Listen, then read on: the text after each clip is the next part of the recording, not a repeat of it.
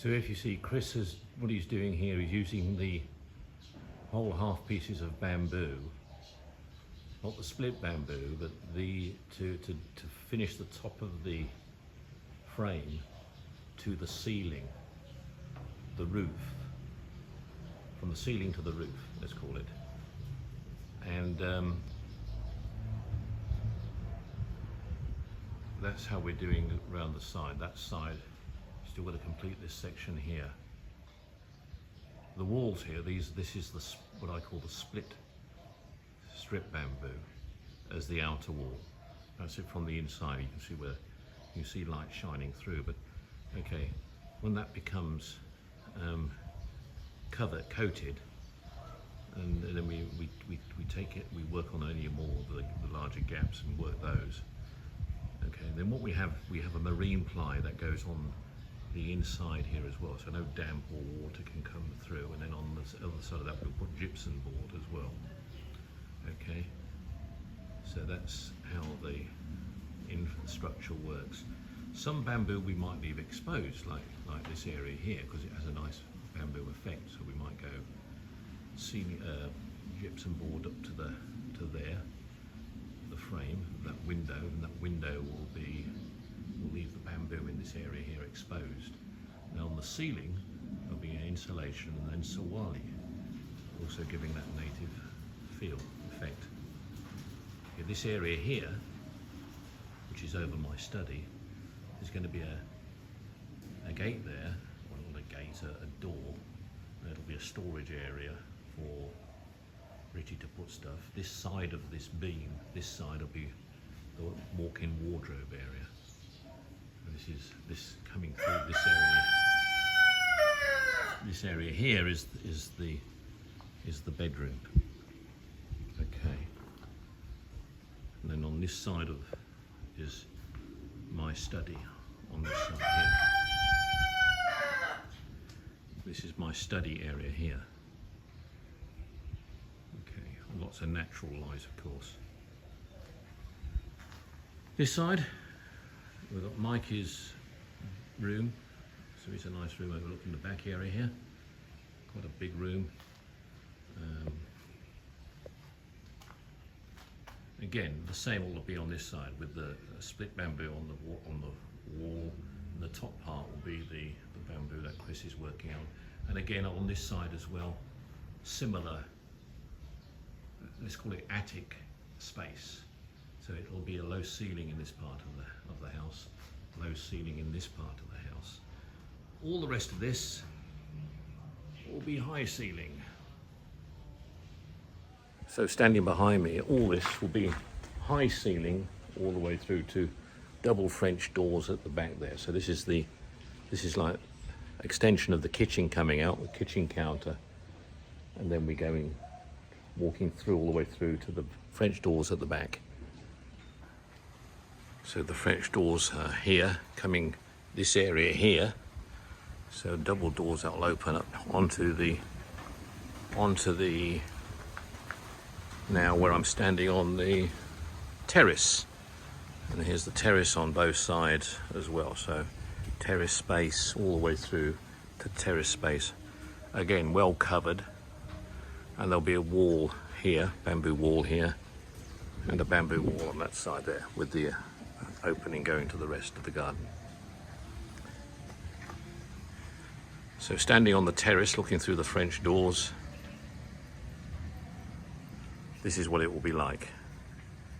Looking through, I mean, you're getting an idea of the flow of the design and the way the air is going to flow through this.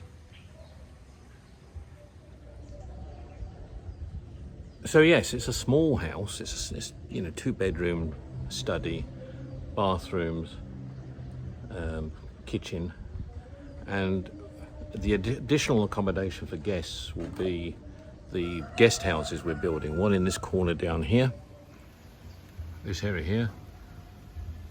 So there'll be a guest house, a 1 double bedroom here with a bathroom in this area. And we're putting a roof terrace on that one, so it'll have a view as well. And the other guest house will be in this area here, just the other side of those trees, in that area over there. and that'll be linked up to the terrace. There'll be a raised terrace here on the back as well. That links up the kitchen. There'll also be built on here a pantry and a washroom for the washing of the clothes, etc.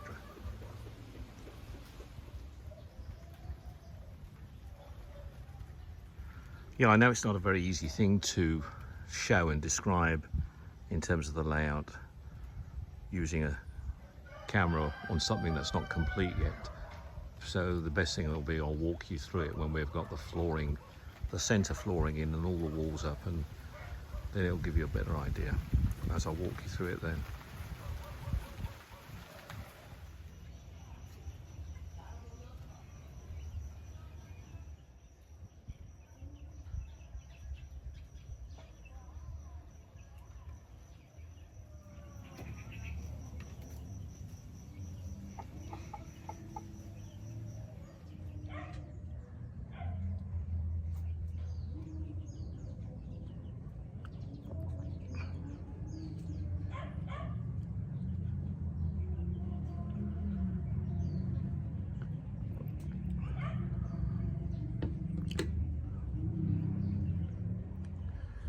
What makes people like a lifestyle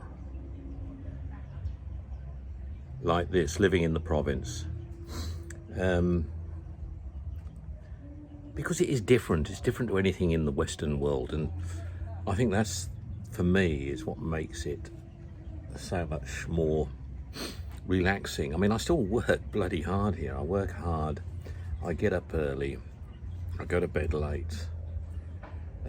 And yeah, you still have to, there's things I do, but there's a whole new level of energy and fun that goes into it. I mean, these bags in my eyes aren't from just my natural good looks. They are real, because yeah, I do put a lot of effort into everything I'm doing here. But what is life about until you stop? You just carry on doing what's important, what's enjoyable, what you enjoy doing. And I enjoy keeping myself active, busy, and doing things. I've slowed down a heck of a lot compared with years ago. It used to be 24/7 at one point in time. Now I take through the week.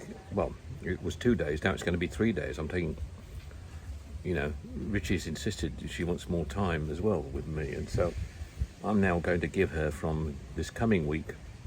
When I say giving her, I'm doing other things with her, more things with her. I'm giving her Tuesday, Wednesday, and Thursday, where I won't be on my laptop doing other stuff. I'm going to be, doing things which are probably going to involve spending money. No, I mean, I'm only joking. Probably not spending money, but doing things around here. I might put a paintbrush in my hand or a varnish brush. I start doing some varnishing, or I might help lay floorboards. Yeah, things like that. Get into some physical work on the actual house now. My problem is, if I do that, I tend to frighten the other guys away. They say, oh, they're English, they get nosebleeds with English, you see, that's the problem. So coming down and having a chat is fine, for a little while, but I think but then, a day like today, where they're not working today, I mean, I could do some work, and then they could come tomorrow and say, who the fuck's done all this shit? That's the worry, I cock up a job and then they're going to have more to do. But I mean, life is about the journey, isn't it? It's about enjoying the trip, and that's what I do. I enjoy the trip.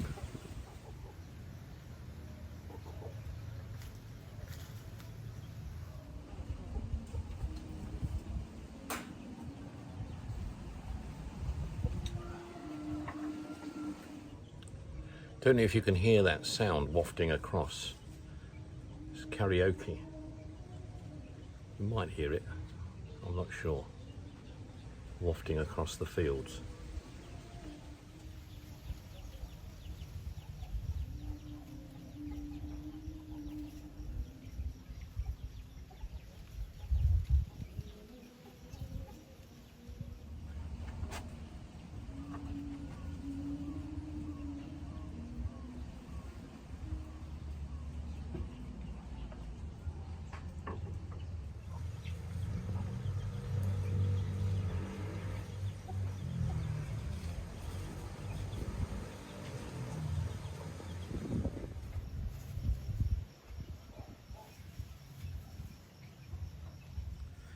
Everybody's doing their washing early and getting it dried before the rains come, so everywhere I go there's washing hanging out.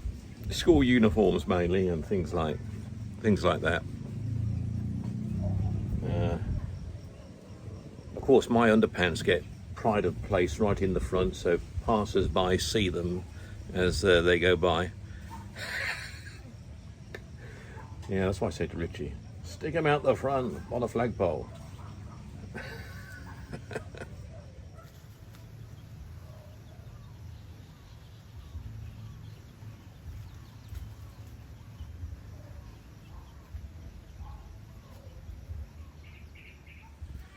I want to ask my South African friends what they think about the potential of a independent Western province.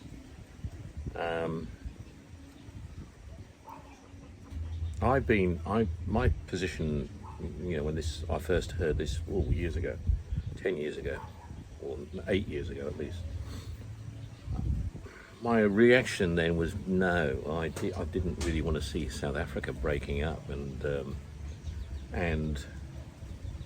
I wanted it to have the right government in place that could just manage the country properly and effectively. All these years later, clearly that's not going to happen.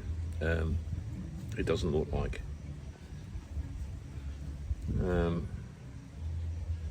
And even with this coalition type of government in place now, it seems to be just devaluing it's like what the conservatives did to the Liberals in the UK in Nick Clegg's time. I mean, they basically, all what it achieved when they had their coalition was it degraded eventually the Liberal Party. Choices are limited, and diversity of South Africa. If I think about the Western Cape, I mean, it's majority of the Western Cape is made up of what I would call known as the Cape Coloured community, and I know their leader. He's also, or was, anti a Western Cape independence. Now that surprises me. I would have thought he would have gone for that because it would have put him in a position of strength. I mean, my thinking on South Africa is it's so large and so diverse in its cultural aspects. It's going to be very hard for any government to have a strength in South Africa.